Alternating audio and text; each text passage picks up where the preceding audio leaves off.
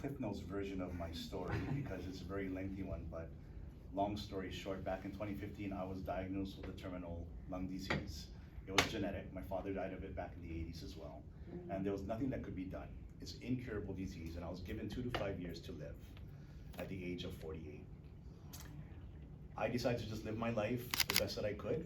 I was a flight attendant for Hawaiian Airlines, and I just lived life. Unfortunately, that disease that I had was just so unpredictable that in September of 2018, while on a little vacation in Los Angeles, I experienced an acute exacerbation that put me into the emergency room. 5 days later, I crossed over 3 times.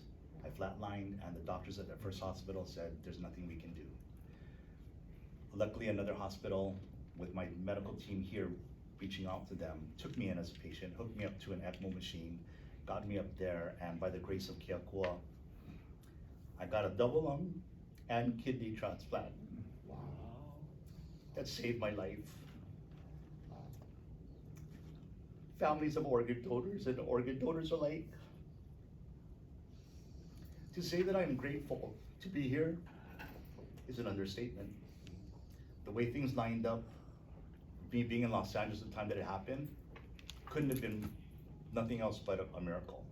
And the reason for that is because here in Hawaii, we do not do lung transplants.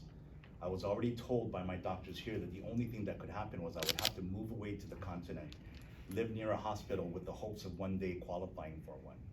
The other problem is being of mixed ancestry, being Hawaiian, Chinese, Japanese, and Caucasian, to find the right match where the tissues and the blood and everything else matches up is very difficult. And I was told that there's a probability I couldn't get my transplant. But again, by the grace of Keakua, I did.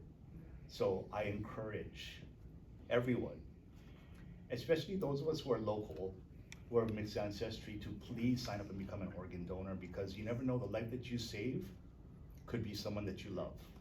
And that is the biggest blessing. And like I said, I am forever grateful, forever humbled to be here. And like I said, the work that Legacy of Life does, incredible.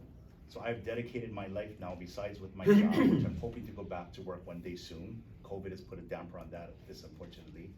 But I'm gonna continue my kuleana and also spreading the word, working with organizations like Legacy of Life and others to promote this, because again, if it wasn't for an organ donor, wouldn't be here today. What's your first name again? Sean. Sean, that's an amazing story.